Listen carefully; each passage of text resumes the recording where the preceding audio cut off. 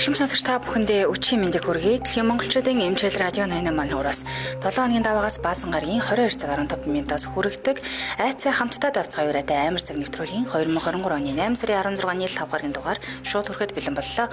Студид хөтлөгч Чанцаа, амийн найруулагчаар Ганц Гүнэр ажиллаж байна. За нэвтрүүлгийн хамтран ажиллагчаар бидний эрх чөлөө Хай Дата хамтран ажиллаж байгаа. За дахин өчийн мэндийг хүргэе. Цагийн сонсогч нартай орой мэндийг хүргэе.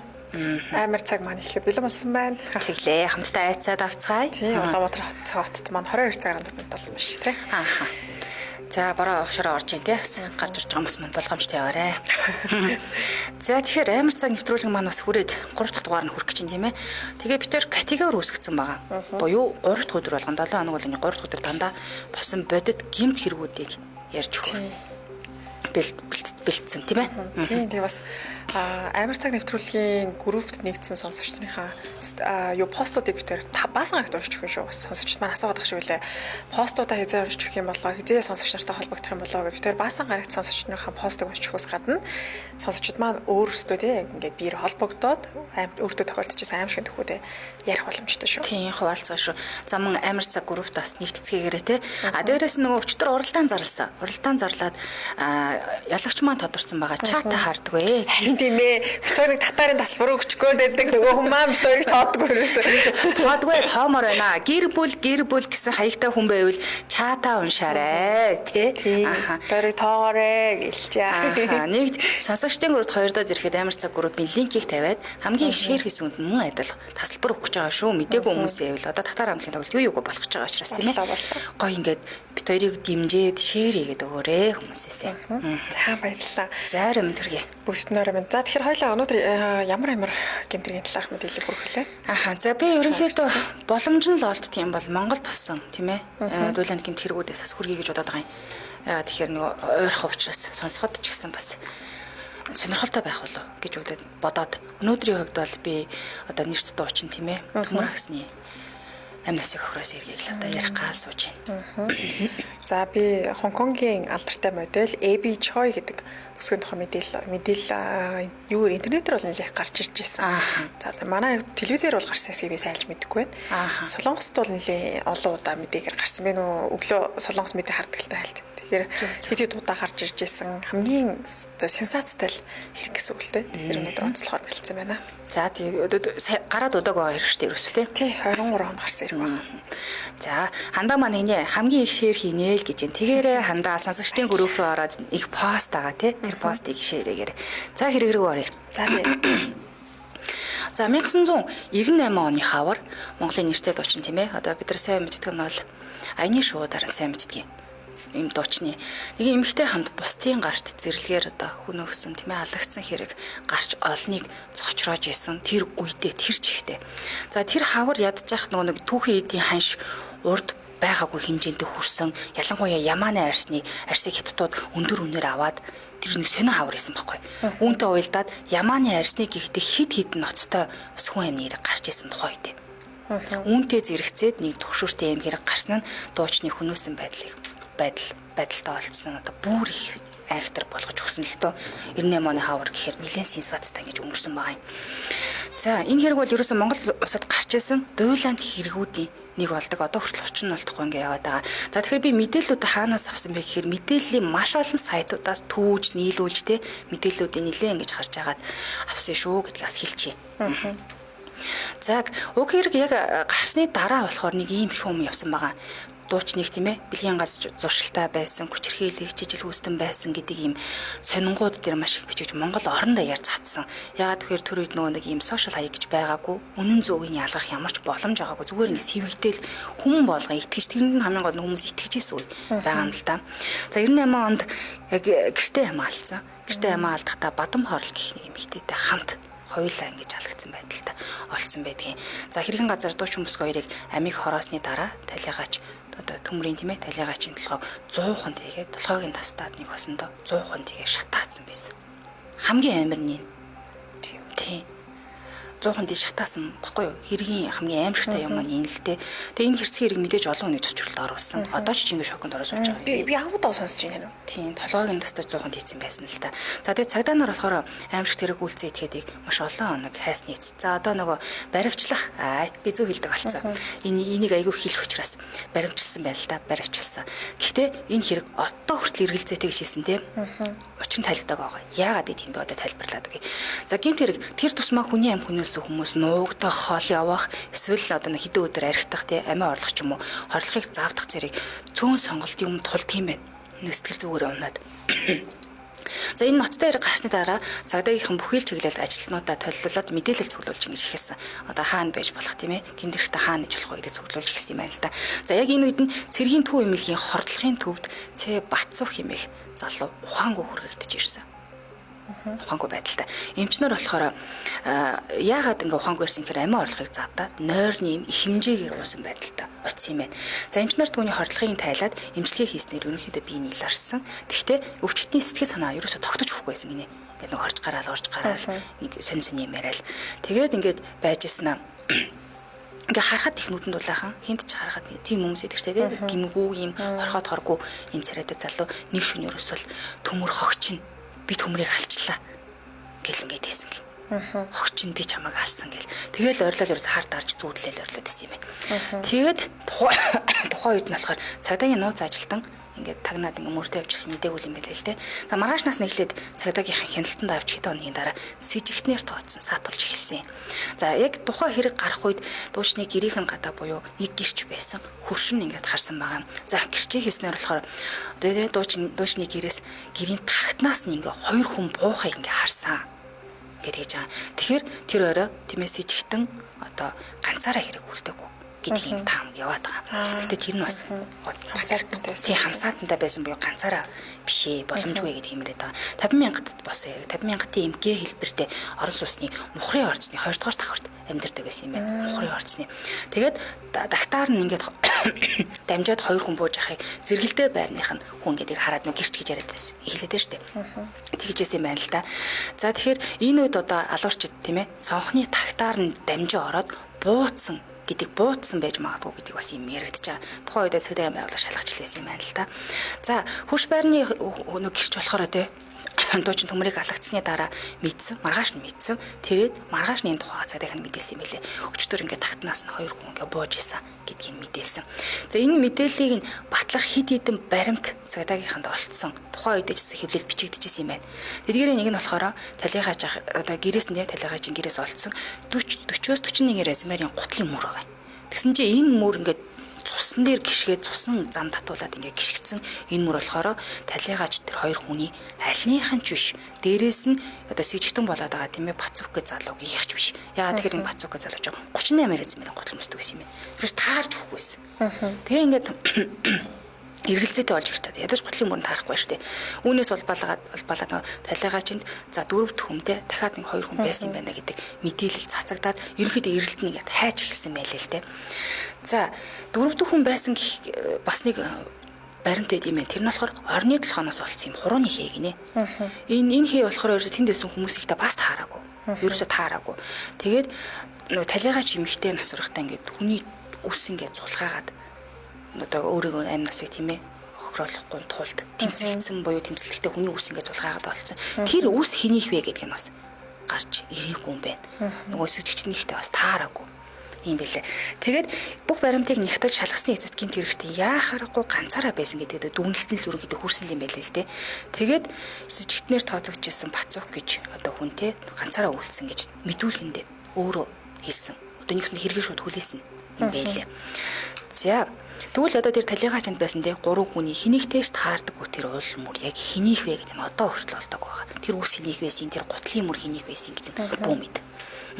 За тухайн үед энэ хэргийг мөрдөжсэн ажлын хэсгийн зөвлөлтөнд тийм ээ одоо Бацуухыг гавьяат нэг юм хуульч хүн байцаалсан юм байлээ л те.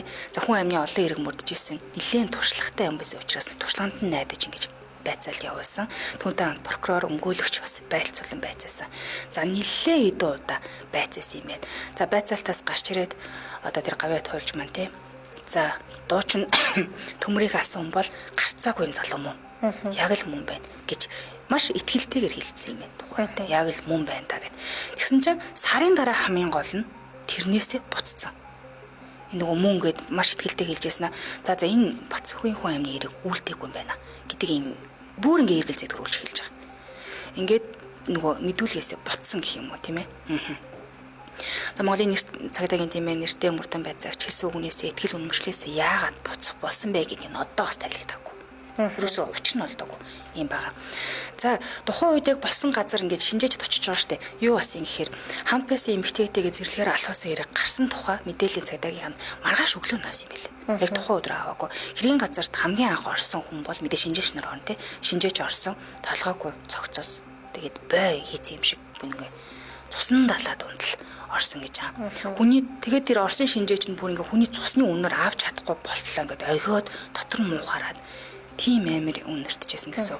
Гараад тэндээ удаж чадахгүй. Гараад дараа нь юу яасан юм бэлээ. Ахаад өөр шинжээч ингэж оруулсан юм байна. Үзлэгийг хийсэн. Тэгээ хэргийн газар сүулд оцсон шинжээч нөх хэнийг үл мэддэг бол мөрүүдийг яг ингээд дараагийнх нь орсон шинжээч нь бэхжүүл ингэж авсан байгаа. Тэр гутлын мөр үсний те тэр хурууны хэнтрийг тэгэж авсан юм байна. За харин талигаач бүсгүй гартаа нөгөө нэг энийг мэдгэд гүс ингээд цулгаацсан байсан гэдэг байгаа шүү дээ. Одоо хүртэл тогтоогдоогүй дээрээс нь бас нэг юм хятад архины чийл олцсон. Тэн дээр бас уурны бас хин бүүмд. Толтохгүй ингээ яваад байгаа. За ингэж явж байгаад сэжигтэн маань тийм ээ Бацүх мөрдөгчөд нэг удаа юм мэдүүлэг өгч ирсэн юм. Энэ юу юм гэхээр нэг хонь ингээ ярьсан гинэ. Тэг юу хонь яриад явчваа гэж байцаагч нэгээ гайхсан чи би нөгөө сэлэнгэд нэг айлын 20 тоныг нядалж арсыг нь авч исэн юм аа. Ганцаараа явсан учраас ажлаа хурдан амжуулахын тулд зарим нэг хоньыг нь хөхөж амжааг байхад би ингээ арсыг нэг хуудатаад авч исэн. Хүзүүнийх нь арсыг нь огтлж байгаа л зүгээр ингээ татчихдаг гинэ шутраал. Өө ямар юм татчихдаг гэхээр одоо зэрлэг гэхүүд тийм тэгээ өөрөө болохоор одоо арсаа хуйлуулсан чоног нь хонч нь хит хараагаал унцдаг юм билээ дээ. Одоо өөр тэгж ирсэн. Тэгээ энэс үзэхээр яг нэг харгас хэрцгий нэг юм байсан гэж л үзээд байгаа. Бүх шатны шүүхээс түнд цаазаар авах ял оногдуулсан. Гэхдээ шүүхийн тогтоол гүйцэтгэхээс өмнө одоо сэжигтэн маань шоронд сүрийг нас орсон. Гэхдээ энэ хүнд гэмт хэрэгтэй мөнгө гэдэг нь бас батлагдаагүй шүү. Батлагдаагүй. Баг зэргийн сэтгцийн асуудалтай байсан болохоор хэргийг ерөнхийдөө тогтсон. Олдохгүй байгаа учраас тогтсон гэж үздэг юм байна. За бас нэг алууртны таамаг бас байдаг юм байна шүү. Энэ бол дам яриа байдаг. Юу юм гэхээр одоо дуучинтай холбоотой байсан залуу тийм ээ одоо ижил хүсдэг гэж яригадаад байсан шүү дээ. Залуу нь болохоор ус санаад алсан гэдэг бас юм дам яриа байт юм байна. Харин энэ яриг өгөөсгээд болохоор дуучны игчнийг ярилцдаг өгчээсэн. Маад болохоор нэм баахаал идэг ойдаг шиждэг те ганган чамын ингэж хувцалдаг. Гэхдээ энэ сүүлд одоо хамт хэрцгийгээр алуусан батам хорл гих бүсгүүтэй бол танилцаад их сайн бүсгүү те бид тэр одоо нэг гэртээ орох гэж байгаа. Одоо л нэг хүн шиг амьдрээ да гэж ярьж исэн. Тэгэхээр бол ижил хүстэн байгаагүй гэдэг мэдээлэл төрсөн их чинь хүсэн байгаа юм. Тийм дуучин маань өмнө нь бас гэр бүлтэй байсан. Гэхдээ нөгөө яг эд карьер нийтвч өсч явсан хүмүүс нөгөө тийм тойрохгүй дайрдаг нэг үед шүү дээ. Архинд маш их орсноосоо болоод архиуснаас болоод гэр бүлээсээ салж исэн. Юм байна лээ. Тэгээд нэг юм одоо хүртэл учир нь олдоогүй яг юу болсныг мэдтгүү нэг юм актер хэрэг байна. Болсон. Тэгээд тухайд уушмаас онц ноцтой хэрцгий юм хэрэг болж исэн. Тэгээд яг хин алсын юунаас болоод байхгүй одоо хүртэл олдоогүй. За яг нөгөө холбогдсон нэр холбогдсон хүн нь өөрөө шоронд байхдаа гол нь сүрьегээр нас орсон цаазаар ахуулаагүй учраас энийг батлах юу ч байхгүй. Дээрээс нь тэр тагтнаас буусан хоёр хүн хин юм. Тэр гутлын мөр хинийх юм. Тэгээ явж байгаад тэр үс хинийх юм. Түл тэр хурууны хинийх юм. Уг нь нотлох баримтууд ихтэй юм биш үү тэгэхгүй юу? Бага тэгсэр нь ерөөсөө олдоогүй. Тэгээ яагаад тэр байцааж исэн хүн нь те мэдүүлгээсээ яг энэ гэмт хэрэгтэн мөн гэжсэн нэ буцчихв. Гэх мэтчлэн маш ол таамаг ингээд твшүүлсэн. Үнээсээ буцсан байхыг бодоход биш гэсэн л нэг тийм зүйл олдсон болоод гисэн юм болов. Бас нэг юм таамагч байх нь бас нэг юм уншсан. Гэтэ нэг хүмүүсийн нэг доор нь комент хийсгийг ингээ уншихаар юу гэж тэгжсэн. За одоо нэг гэмт хэрэгтэн болоо сүрээгээр нас орсон Бацүх залуу байгаа шүү дээ. Энэ залууг бас үл цаацсан гэж ярьжлээ. гэмт хэрэг хийгээгүй гэдгийг нь бол баталсан гэж хэлж илээ. Маш мундаг дуучин байсан. Тэгээ өөрөө бол одоо ирлиз учраас тэрнээсээ маш их гадуур хагтаж айгүй сүулт олны танилцуулсан. Хоолоогоор нь хүмүүс таньд дуугаар нь таньд идэг байсан боловч ямар царайтай хүн бэ гэдгийг огт мэдэх боломжгүй ингээ яваад байсан. Яагаад гэвэл Монгол царайтай биш гэдэг утгаар нь ийм шахалт хавчлалт нь маш удаан явж агаад тэгээд ухнаагүй анх тайзан дээр ингэж гаргаж олонд ингээ царайг нь харуулсан дуучин байгаа. Тэгээд яагаад ингэ зэрлэгээр алах вэ? Алхаалах та тий. Толгойг нь тастаад 100 хонт хийх усын. Одоо мэдхгүй ямар учиртай ингэдэг. Нилээн л ус хонзонгийн юм байгаа даа. Тэрнээс бол одоо санамсаргүй байдлаар хүн алыг мэдхгүй тэхгүй юм шиг санагдаад ах юм мэдхгүй. За нэг ийм онц ноцтой юм зэрэг гарсан. Би бол ерөөс сонсож байгаагүй юм байна. Намайг бас баг байхад гарч ирсэн хэрэг юм байна. Тийм. Тэгээд 98 оны хэрэг шүү дээ. Гэхдээ хальт яг зарим нэг хэсгийг ингээд сонсож байсан. Тэрнээс яг бүтнээр нь ингэж үлрөөс сонсож байгаагүй юм байна. Би өнөөдөр яг мэдээлэл хүрэхин тулд нэлээд олон газраас их сурвалжуудад цуглуулж иж баталгаатай тэг хүмүүсийн одоо комментиг харлаа, бичиж байгаа мөн биш бүгдийг цуглуулж иж мэдээлэл бас авлаа. За сэтгэл бас нэлээд хөвчөгдсөн маш их байна. 40 мянгатад гэсэн шүү дээ, тий? Тэр гарсан болохоор. Яшаргал тагаа өгчсөн байна. Төмөргөөтэй 40 мянгатад маш их таардаг байж лээ. Өглөө эрт цагаан хороолтой ганган хүн бөмбөр дээр арх уугаа зогсож байдаг байсан даа гэж байна. Энэ хэргийн талаар нэлээд сонссон. За Бацанхуй дэгүн бол алуурчин биш гэдэг нь бараг тогтоогдсон. Хэргийн газараас олдсон гутлын ярзмаар хөрөөнийхээ Бацанх гэдэг үнийг биш гэдэг нь тодорхой байсан гэнэ. Тийм би сая хэлж өглөө тийм ээ. Сүүлд бол цагаатсан гэдэг мэдээлэл бас явж илээ. Гэхдээ харамсалтай нь цагаатаас өмнө өөрөө сүрье. Хэрэгтнээс тэгээд олдоогүй гэдгийг л бас их жоохон юу юм те. Одоо ч одоо энэ хэрэг чинь хэдэн онд гарсан гэлээ гэж 98 онд гарсан. 98 оноос хойш гэдэг чинь одоо хүртэл хэрэгт нь олдоогүй юм шүү дээ. Тэгэхгүй маш учир битүүлэг байгаа. Илэрхгүй байгаа нэг юм хэрэг л яваад байна да. За мэдээлэл хүргэсэнд баярлалаа. За хамтран ашигчаа танилцуулаад. За одоо чиний ярих гэж байгаа хэрэг чинь бас их тий 23 онд гарсан хэрэг байгаа. За нэвтрүүлгийн хамтран ашигчаа танилцуулъя. Нэвтрүүлгийн хамтран ажиллагчаар High Data хамтран ажиллаж байна. Бидний эрхчлөө High Data. За тэгэхээр дата харилцаанд суурилсан High Data үржилсэн төлбөрт үйлчлэгээ гэж та бүхэнд санал болгож байна. High Data үйлчлэгийг сонгох шалтгаануудаас нь бол датанд суурилсан үржилсэн төлбөрт үйлчлэгээ та датаны хурдаа тохируулан хэрэглэх боломжтой. За магадгүй бага дататай одоо интернет ашигладаг гэж байгаа тийм нэг тийм одоо киноч гэдэг юм уу YouTube-с бичлэг үзэж байгаа биш бол дата багасч болно. Харин өндөр хурдтай гацхгүйгээр үзэх бол датагаа нэмэгдүүлээд өндөр хурдаараас ашиглах боломжтой юм байна. Зөвхөн Facebook-д ордог хүмүүс байдаг шүү дээ. Тийм бол бага хурдаар авчих боломжтой. За энэ хаанах юм бэхээр Skytel-ийн High Data гэдэг байна. За та жишээ нь 7000 төгрөг нийтмээ дижитал картаар цэнэглэлт хийгээд ерөөсөө 10 ГБ дата 5000 нэгж 30 хоногийн буюу үйлчлэгийн нэг буюу гурвалсан юм ингээд аваад ирж байгаа. Тэ? Тэгээ 14000-аар цэнэглэл 30 ГБ дата 5000 нэгж 30 хоногийн үйлчлэгийн эрх гэх мэтчлээ ингээд ороод ирэх юм байгаа шүү. За ингээд нэвтрүүлгийн маань хамтран ажиллагчаар бидний эрхчлөө High Data хамтран ажиллаж байна. За баярлалаа хамтран ажилласанд. Баярлалаа.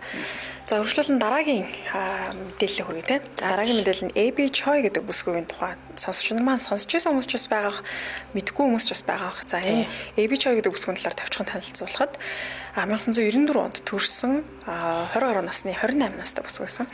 Хонконгийн модель, дээрээс нь инфлюенсер одоо ер нь бол ингээд фэшн талдаа нэлээд алдартай инфлюенсер бүсгүй байсан байгаа. За тэгээ уг бүсгүйтэй холбоотой хэрэг гарсан. За тэгээ энэ хэрэг тухайн үед 2023 оны 2 сарын 21-ний өдөр Орос руу халуун болсон. За үүнтэй холбоотойгоор дараа нь бол ингээд мэдээлэлүүд гарч ирсэн. Яг яагаад энэ хэрэг гарсан, яагаад Орос руу халуун болсон бэ? Хэн хэрэгтэнд байсан бэ гэл тэр тухайн 7 хоногт баг байнга л мэдээлэл гарсан баг тийм. Би ч гэсэн солонгос мэдээлэл дээрээс харж ирсэн л 7 хоног бол нөө хэргийн үйл явц яаж байгаа вэ гэл мэдээлэл гарч ирсэн. Яг тэр өөрөө Хонконгийн маш баян айлын бүсгүй байсан. Баян айлын охин дээрээс нь өөрийнх нь хөрөнгө маш их хөрөнгөтэй ийм алдартай бүсгүй байсан баг. За уг бүсгүй 1994 оны 7 сард төрсэн Хонконгийн модель бүсгүй байгаа. Бүсгийн эцэг бол барилгын салбарын бизнесмен бөгөөд маш баян байсан. За тэгээ эбич мөн багаасаа нэлээ олон төрлийн авиастай бүсгүй байсан маа. Фэшн талдаа их сонирхолтой. Ингээд 2012 оноос эхэлж олон танигдаж эхэлсэн. 2016 оноос фэшн модельээр бол ажиллаж эхэлсэн байгаа. Бүсгүй 28 настай хэдэж түүний одоо нийт хөрөнгө бол 25 тэрбум илүү 2.5 тэрбумыг давдаг маш их баян ийм бүсгүйн байгаа юм билээ. Хоёулаа бэкграундод жоохон багасчихгүй тийм. За тий. За ингээд уг бүсгүй маань нэлээд залуу хундаа гэрэлтэй 15 настайдаа багаас найзалсан Алекс Kwon гэдэг залуутай 18 настайдаа 3 жил үргэлж жагаад 18 таа гэрэлснийхаа дараа 2 хүүхэдтэй болсон юм байлээ. За тэгээ түүний анхны нөхөр гэсэн үг Алекс 2 хүнтэй суусан л та. За тэгээ Алекс бол тиймч баяалын хүүхэд байгаагүй. Тэгтээ Choi, Abby Choi болон Алекс хоорондоос бие биендээ хайр сэтгэлийн холбоотой байсан учраас одоо гэр бүл нь бол нэг эсэргүүцээгүй баяалын хүүхэд биш ч гэсэндээ хоорондоо 3 жил үргэлж чад 18 наснда маш залуу да гэр бүл болсон гэсэн үг. За тэгтээ хосуудын харилцаа тийм удаа үргэлжлээгүй 3 жилийн дараа хосууд салсан байдаг. За ингээд Abby Choi бүсгүй 2 дахь гэрлэлт буюу Abby маань Теми гэдэг Хонконгийн бас баян гэр бүлээс гаралтай залуутай гэрлэж мөн л 2 хүүхэдтэй болсон. За тэгээ Abby Choi маань 28 наснда 4 хүүхэдтэй ээж болсон байсан гэсэн үг. За тэгээд гэр бүлийн амьдрал зохиосон ч гэсэндээ хуучин нөхөр гэсэн үг шүү дээ. Алекс Kwon-тойгоо байнгын юм холбоотой байсан гинэ. Тухайн нөхөртөөгөө бол 2015 онд салсан. 2015 онд Алекс нөхрөөсөө салж явах үед нөхөр нь бол ихэлсэн ажил байгаагүй. Дээрээс нь гэмт хэрэг тус холбогдчихсэн удаатай байлаа. Хайгаад үзсэн чинь тухайн үед одоо танилцах аппликейшн байдаг шүү дээ. Танилцах аппликейшнаар эрэгтэйчүүдийг залилдаг байсан гинэ. Тэг хөрөнгө оруулалт хийх гэж байгаа. Бодвол өөрөө эмэгтэй хүн болж үжиглээд авдаг гэсэн. Яг тэр талаар нарийн бол байхгүй лээ. Ийм залингийн хэрэгт холбогдчихсон залуу байсан Алекс гэдэг залуу X нөхөр гэсэн үг шүү дээ. За тэгээд одоо эрхэлсэн ажил байхгүй учраас мэдээж одоо мөнгө төгрөгийн хувьд бол байнга асуудалтай. Тэгтэл 2 хүүхдийн аав шүү дээ. Тийм учраас Abby Choi бүсгүй бол ер нь жоохон сэтгэл зөөлөнтэй хэн нэгэн тусламжгүй хот бол ерөөсөө ингээ гараад татдаг. Хамгийн түрүүнд тусалдаг юм бүсгүй гэж одоо 2 дахь нөхөр нь бол хэлсэн байл Теми гэдэг нөхөр нь. За ингээд X нөхрийгөө болон X нөхрийнхөө гэр бүл хадмуудаа гэсэн үг шүү дээ. Хадмууд за түүний нөхрийнхөө ахыг тэр чигтэн тэжээдэг байсан маа бүсгүй. Салцсан шүү дээ. Нөхрөөс 2015 онд салцсан шүү дээ. Тий 2015 онд салсан мөртлөө 2023 оны хүртэл нийт 8 жилийн турш ивентэд гэж ирсэн. За тэгээ ивент тийхтэй зүгээр л ингээ одоо багахан хэмжээний мөнгө өгөх биш. Салсан нөхөр нь байнгын юм брендийн хувцс хонор өмсдөг. Тэгээд салсан нөхрийнхөө төрсэн ахыг өөрийнхөө жолоочор хүртэл ажиллуулж ирсэн маа. Тэгээд тэр төрсэн ах нь өөрийн гэсэн хувийн бизнес эрхлэгтэн хүртэл мөнгө ингэж өгч ирсэн. Хөрөнгө оруулалт хийж ирсэн байгаа. За дээрэс нь хадам аав ээж хоёртой ч гэсэндээ байшин өгөх хэмжээний ийм сайхан сэтгэлтэйч гэдэг юм нэг талаараа тий. Ингээ бусдад тий хэцүү амьдралтай хүмүүс тусалдаг. За дээрэс нь X нөхрийнхөө гэр бүлэг бол ер нь л баг нэг ивент итгэж спонсор байдлаар ингэж 8 жилийн турш амьдарсан юм байлаа. За тэгээд түүний одоогийн нөхөр бол бас л эхнэрийгээ нэлээ тий өгөөмөр сайхан сэтгэлтэй бүсгүйж дурсан байсан. За бүсгийн X нөхөр бол гэмтэрэгт холбогдчихсэн гэж түрүүлжсэн шүү дээ. Ер нь л жоохон юм болж бүтэхгүй нөхөр байсан юм шиг байна. Хөдөлгөөнтэй хэрэг тус холбогдчихсэн. За тэгээ 8 жилийн турш санхүүгээр дэмжиж яхад бол ерөөсөө ингэж хамт цадна гэсэн юм байхгүй. Байнгын тэ мөнгө төгрөг гэдэг нэгтгэж ийм байсан. Тэгээ түүний гэр бүлийнхэнд X нөхрийн гэр бүлийнхэнд Abby байшин байр худалдаж авч өгсөн. Тэр нь бол Хонконгт бүр маш ийм том байр юм байна л да. Гэдэг нэг байр авч авчихсан. Үнэтэй өндөр юм ханштай байрыг гэхдээ өөрөө мөнгөөр худалдаж авсан боловч байрных нь эзнийг нь хадам аавыгаа нэр дээр нь ингээд өгсөн юм байна. Тийм. Тэгэхээр яг хадам аавынх нь байж болох ч гэсэндээ мөнгөний бол бүсгүй өөрөө гаргаж худалдаж авсан. За тэгээ энэ байр нь бүр маш тансаг дээд зэрэглэлийн байр гэнэ л дээ. Хичнээн метр квадрат нэлээд том. За тэгээд X нөхрийнх нь гэр бүлээр ороод тэнд амьдардаг байсан юм билээ. За тэгээд тийм. За тэгээд түүний төрсэн ахыг өөрийнхөө хувийн жолооч болгосон. За тэгээд байнгын одоо энэ Abby Choi бүсгүй ишээ тийшээ явах те ажлын хуваард нь бол ингээ байнга хамт явдаг. Ер нь ингээ өдөр тутмын амьдралыг нь хөндлөнгөөс нь хараад ингээ мэдчихэдэг гэсэн хүн гэсэн үг. За тэгээд өөрийнхөө Instagram хуудсандаа ч гэсэндээ Abby Choi-тай хамт авахсан зураг одоо миний дүү, миний гэр бүл гэж хаштагтай оруулдаг. Тэгээд байнгын юм үнэтэй хэрэглэл цаг ингээ зүүцсэн. Юм баян амьдралыг байн харуулдаг гэсэн нэг жолооч те. Тэгээд дээрэс нь гэр бүлээр ямар нэгэн эрхэлсэн ажил байхгүй мөртлөө гэр бүлээрээ баянгын тий брендийн хувцс өмссөн, гоё байшинд амьдарсан ийм одоо сошиал хаягуудтай байсан. За хэрэг рүү орох юм бол бүсгүй алга болсон байгаа. 2023 оны 2 сарын 21-ний өдөр AB гинэт сургаггүй алга болдог. Тухайн үед охиныгоо авах гэж байна гэж хэлээд ор сургаг алга болсон. За тэгээд хамгийн сүүлд харсан CCTV-д бичигдсэн байдаг. Ийм цагаан өнгийн хувцастай ягаан цүнх барьсан зогсож байгаа уцаар оролцож байгаа юм зураг CCTV дээр бичлэг үлдсэн байдаг. За энэ бол хамгийн сүүлийн дүр төрх гэсэн. Үүнээс хойш үлрээс бүсгүйг хинч харж чадаагүй. За тэгээд бүсгүйг ор сургаг алга болсны дараа мэдээж цагдаад мэдгдсэн гэр бүлийнх нь яагаад ингэ алга болчих вэ? Охин маань хаагаад өгөөч гэж цагдаад мэдгдсэн байгаа. За тэгэхээр мэдээж цагдаагийн байгууллагаас бол хэнийг хамгийн түрүүнд хардах вэ гэхээр түүний одоо X нөхрийнх нь ах те жолооч нэмээ. За тэгээд байнгын уулздаг хүмүүс нь ерөөсөө X нөхрийнх нь гэр бүлсэн хадам аав ээж X нөхөр нь за тэгээд бүр ойрхон гэвэл түүний жолооч хийдэг байсан төрсөн ах гэсэн үг шүү дээ хадам ах гэсэн үг. За тэгээд цагдаа нар шууд бүсгийн одоо X нөхрийнх нь гэр бүлийг гэж сэрдэж эхэлдэг л дээ. За тэгээд шууд очиод ингээл Антони гэдэг ахыг нь Антони гэдэг Антониос ч асуусан байна л да. AB ч хоёр нь хаашаа алга болчих вэ? Жолооч юмс ч хаашаа алга болсныг мэдэж гэнэ үү гэсэн чинь ингээл мэдгүй ишээч явсан байж магадгүй тийшээч явсан байж магадгүй тэгсэн ч байж магадгүй гэл ингээл айгу бүрхэг хэлээдсэн юм байна л да. Тэгээд цагдаагийн байгууллагаас цагдаагийн ажилчид за ер нь нэг л биш байна да. Ямар сонин мэдүүлэг өгөөд байна гэд ингээд эргэлзэж эхэлсэн маа. Тэгээд энэ Антони болон X нөхрийн гэр бүлийг тагнах те нэг төрлийн ардсан дагсан маа л да.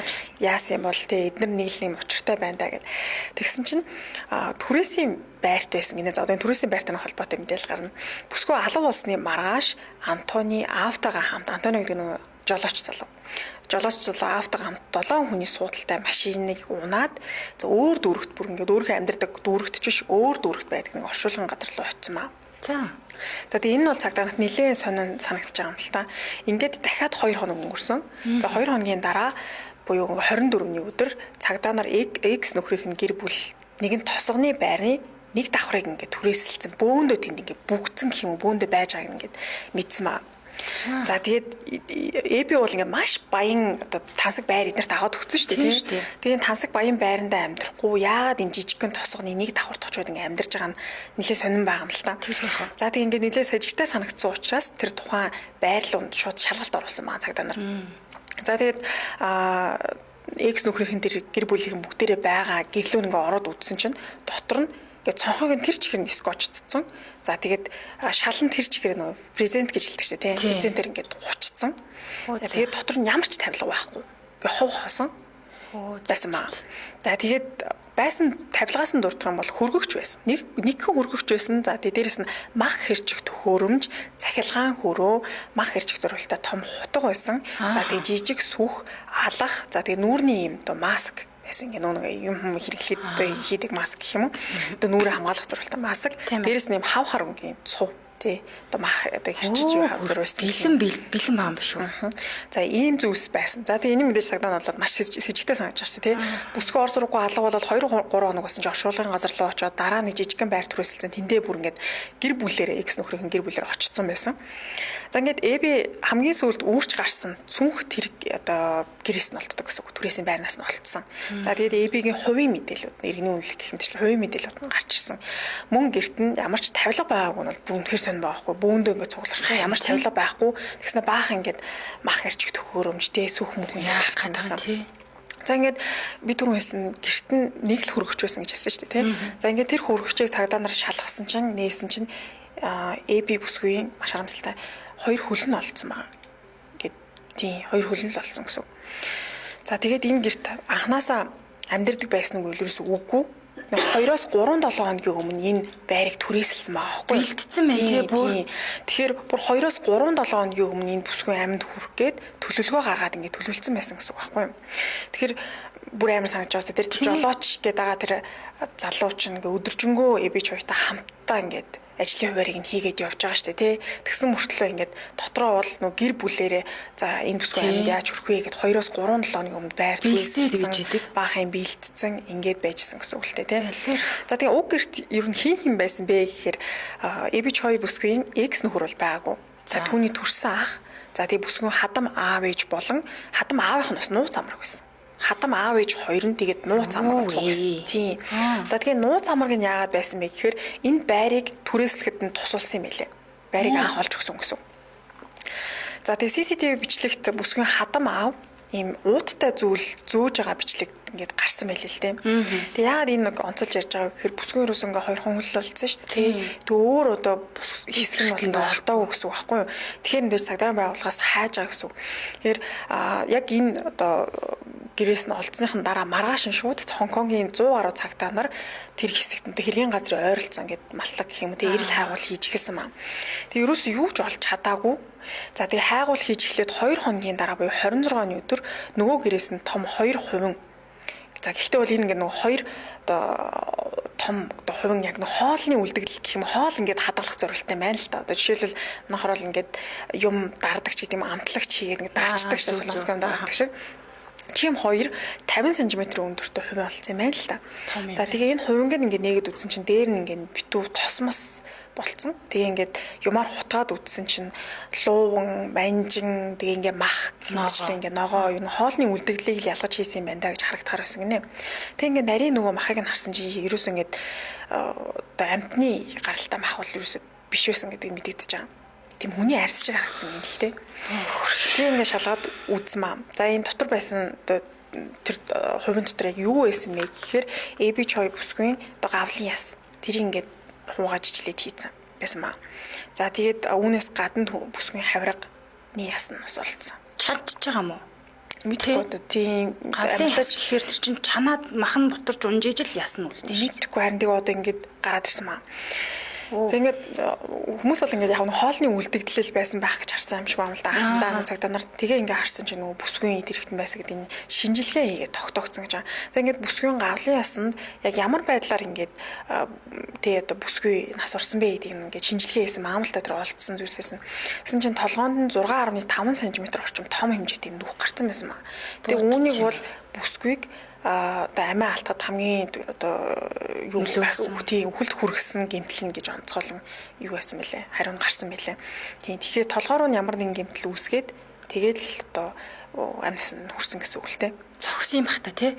Тийм зогсон ч байж магадгүй одоо магадгүй өөр ямар нэгэн зүйлээр ашиглаад одоо буудсан бол арай биш юм шиг. Нэлээд том бол мэдтгэл баг. За тэгээд бүсгүй нөхөр олдоогүй гэж хэлсэн шүү дээ тий. X нөхөр нь олдоогүй гэрээс нь гаднууд нь олцсон тий. Нөхөр нь Хонконгоос зүхт гэж хэлсэн гинэ. Зүхтах гад бүр ингээд нэлээд хол явцсан. Тэгээ хэмжээний мөнгөтэй бас үнэтэй цаг гээл AB чи маш олон үнэтэй зүйл X нөхөртөө авч өгдөг гэсэн. Эдгээр нь тэр залуугаас ингээд аваа явцсан тий. Хонконгоос зүхт гэж яахт нь барьж авсан байлээ цагтаа нар. За ингээд яагаад бүсгүй амьд хүрэх болсон бэ гэдэг нь бас их сонирм байх тий. Яагаад бүр ингээд маш их хэмжээний мөнгө төгрөг өгдөг, тэтгэлэг өгдөг ийм эмэгтэй байсан шүү дээ тий. Тэгэл яагаад ингээд амнаас нь хүрч байгаа гэхээр бүсгүй 2019 онд X нөхрийн гэр бүлд маш юм өндөр үнэтэй байр худалдаж авч өгсөн шүү дээ тий. За тухайн үед бол хадам аавынхаа нэр дээр ингээд байрыгаа авцсан худалдаад авцсан. Гэхдээ бүсгүй энэ гэрийг ингээд зарыг гэж бодсон юм байна л да. Өөрөө худалдаж авсан шүү дээ. Тэгээд нэг өмгөөлөгч залуугаас за би одоо энэ байрыг бол худалдаж авсан үнэ. Гэхдээ манай хадам аавын нэр дээр байгаа. Тэгэхээр энэ би байрыг ингээд өөрийнхөө гэдгийг яаж нотлох вэ гэж өмгөөлөгчөөс зөвлөгөө авсан ба. Тэгээд AB Choi бүсгүйн ойрын одоо гэрчээс хэлж байгаа ойрын хүний хэлж байгаа мэдүүлгээс нь сонсох юм бол түүний хадам аав бүсгүй байраа зарах гэж байгаа гэдгийг мэдэнгүүтээ за хэрвээ чи энэ байрыг зарах юм бол би чамайг аална шүү. Би чинь амнасанд хүрэн шүү гэж сүрдүүлж хэлсэн гэсэн мэлээ. Гэхдээ энэ байрыг бол яг одоо хадам аав ээж те нөхрийнхэн гэр бүлд худалдаж үнэхээр ингээ биелгэлцсэн юм уу эсвэл зүгээр таад одоо ингээ мөнгөгүй юм чи түр байж гэж хэлсэн юм уу гэдэг нь хинч мэдэх боломжгүй. Одоо тэр хоёрын л хооронд одоо үс асуудал гэсэн үг шүү дээ те. За үүнээс гадна бас нэг мэдээлэл байсан. Хоёр дахь нөхөртөөгөө албан ёсоор гэрлээгүй юм л те. Тийм. Тэгэхээр нөгөө анхны нөхрөөсөө салчаад яг нөгөө баталгаагаас салгаалаагүй юм уу? Эсвэл энэ бүсгүй амнасаа алдлаа гэхэд хүүхдүүд нь өв хөрөнгийг нь авах магадaltaй байсан гэсэн үг.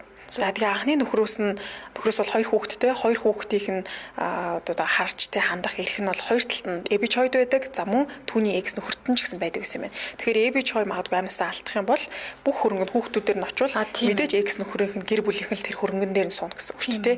Тэгэхээр ийм байдлаас амнасанд нөхөрсөн байж ч магадгүй гэж таамагласан байлээ. За түүний хадам аав болж 65 настай Kwon Kao гэдэг цагдаа байсан. Өөрөө цагдаа хүн байхгүй юу. Тэгээд цагдаагаар ажиллаж байх үедээ юм сэжигтэй эмэгтэйчүүдэд итерхий дотн байсан. Дээрээс нь нэг сэжигтэн бүсгүйн бүр ингээд хүчрэлтэж оролцсон учраас цагдаагийн албан тушаалгаас ингээд байх л усагсан юм лээ. Тийм. Ийм хүн байсан. За ингээ яг нөх хадам аавтайгаа байрны зөрчилдөөнөөс болоод хадам аав нь л ер нь яг энэ зүйлийг ингээд зохион байгуулсан болов уу гэсэн таамаг байсан. Гэхдээ ганцхан хүн биш шүү дээ. Яг энэ хэрэгт бол 7 хүн хоорондоо холбоотой байсан байлээ. За тэгээ нөгөө гэрлээгүй гэдгээс нь ч гэсэндээ магадгүй хөрөнгөдний шунсан байж болох юм. Эсвэл тэр нөгөө байрыг нь өөрийнхөө нэр дээр болгох гэж оролцсон байж болох юм гэсэн хит хитэн таамагуудыг гаргасан байлээ. Гэтэ өстө хүн сүгнүүд байна. Насаараа тижилгчлээ штэ. Тийм биз дээ. Бүх брэнд дээр нэг ч төрөг олохгүй ингээ амьдарч иж хүний амь насанд хүртлээ. Тийм л юм байна л да. Ерөнсгийдээ эд хөрөнгөн дээрээс нь байраа өгөхгүй л гэж үзээд байгаа юм байна. Тэ? Тийм. Тэгээ байрнаас болж шунсан байж магадгүй. Эсвэл тэр хөрөнгө дээрээс нь болж шунсан байж магадгүй. Бүсгүй маань залуухан өөрийнх нь л дан ганцхан өөрийнх нь хөрөнгө нь хідэн тэр бумыг давдаг. Дээрээс нь ээж аав хоёрынх нь хөрөнгө ч гэсэндээ маш баян айлын өгөх тахгүй юу? Тэгэхээр хөрөнгөнд нь шунсан л гэсэн. Хүний сайхан сэтгэл нэг талдаа, нөгөө талдаа хүний дийлдэшгүй шунал хоёр л яваад байна л да, тийм ээ. Тэгээд би бол зүгээр нөгөө хардах хэрхээ эдэлж байгаа юм. Хадам аав нь цагдаа байсан. Тэгэхээр нөгөө хэрхийг яаж далдалдаг вэ? Сайн мэдж байгаа билүү дээ. Хүнийг яаж алах вэ? Тэ юу тийм гэмт хэрэгүүдтэй зөндөл танилцчихсэн, үзчихсэн, харчихсан хүний хувьд бол тэрийг бол нэлээд мэдэх баха. Тэгээд нэг одоо би мэдээллүүдийг хайгаад үзсэн чинь долуулаа байсан гэсэн шүү дээ. 7 хэрэгт холбогдсон хүмүүс бол 7 хүн байсан байхгүй юу? За хадам аавч 2 нь байсан. Тэгээд би чойгийн экс нөхөр, ах нь. За тэгээд хадам аавах нь нууц амраг байсан. Ингээд 5 болчихж байна. Түүнээс гадна байрыг нь олж өгсөн хүмүүс гээд бас дахиад ингээд 7 хүн. Тэгээд тэд нар чинь ингээд 2-оос 3-7 хоног би чойгийн амнасанд хүрх гээд ингээд төлөвлөж исэн. Төлөвснөөс гадна бүгдээрээ хөрөнгөнд нь шунжижсэн байгаа байхгүй юу? Тийм ээ. Тийм. Тэгээд шунжаагаад бүсгүйг хүүхдийг нь одоо охиныгоо авах гэж анх гарсан гэсэн шүү дээ. 23 хүүхдээ сургуулиас хүүхдээ авах гэж гараад тэгээ алга болцсон. Тэгээд CCTV-д бол утсаа оролцож тэр бодвол утсан дээр нөгөө хадам аав ээж ч юм уу эсвэл экс нөхөр нь эсвэл тэр ах нь дуудсан ч гэж магадгүй те ийшээ ингээд хүрээд ирээчээ гэд. Тэгээ байр түрээслээд ийм амар хэрэг үйлцсэн байлээ. Өөр бэлдээд төлөвлөгөөтэй те. За энэ хэрэг бол Хонконгт маш их Хонконгийн бараг сугуудаар өдөр болгон гарсан байдаг л байгаа шүү. Тийм. Нилээн бас шуугсан хэрэг байгаа. Тун харамсалтай. Өөрөө маш гоё бүсгүй. Тийм ээ. Залууч байж. Залуухан ч байгаа штэ. Стол нэрийн тас бичсэн лээ нөгөө мөнгө цагаан нүд улаан гэдг нь л болж дээ гэж. За баярлалаа. Энэ түрээ бас нэвтрүүлгийн маань цаг өндөрлж байна. За 7 хоногийн даваагаас баасан гарагийн 22 цаг 15 минутаас та бүхэндээ хүргэж байгаа айцаа хамтдаа давцгаа ураатай амар цаг нэвтрүүлгийн 2023 оны 8 сарын 16-ны лав гарагийн дугаар шоу түрээд өндөрлж байна. Студиуд хөтлөгч Чанцаа Ами найруулагч Ганс Өхнөр ажиллаа. За нэвтрүүлгийн хамтран ажиллагчаар бидний эрхчлөлөө хай дата буюу Skype хамтран ажиллалаа тийм ээ. За маргаашийн нэвтрүүлэг бас их сонирхолтой таад манаас бүгдээрээ ороод ирээрээ. Юу юм гэхээр бодит явдлаас сэдэвлэн одоо гэмт хэрэгээ сэдвэлж хийгдсэн кинонуудын талаар ярилцах юм байгаа шүү. Тэгээд үчиг сайхан өнгөрүүлцгээгээрэй. Баярлалаа чаги. За баярлалаа.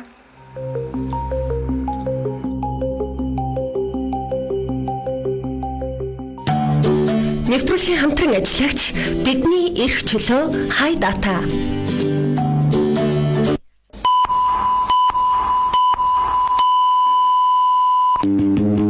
Амар цаг нэвтрүүлэг. Хөтлөгч Ами Чанцаа. Дэлхийн монголчуудын MJ радио 88.3